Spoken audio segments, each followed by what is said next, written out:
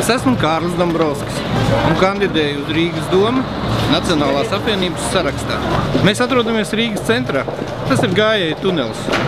Un šeit ir viena no tām visinteresantākajām vietām, ar ko saskarās pirmie cilvēki, kas atbrauc uz Rīgu. Lūk, šeit ir viens no Rīgas domes piedarošajiem objektiem, kas ir iznomāts tirzniecības vietai. Un ko šeit tirgo?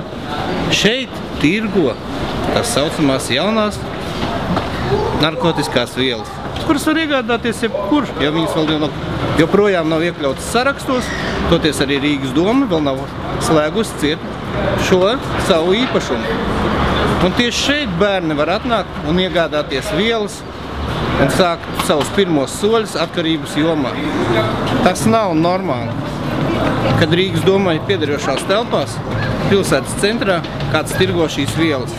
Nacionālā apvienība ir apsolījis atjaunot Rīgas atkarību profilakses centru ar visu tās bijušo darbības spektru un visām iespējām, ar savu budžetu, finansējumu. Un tas ir tas, uz ko mums jāvirzās.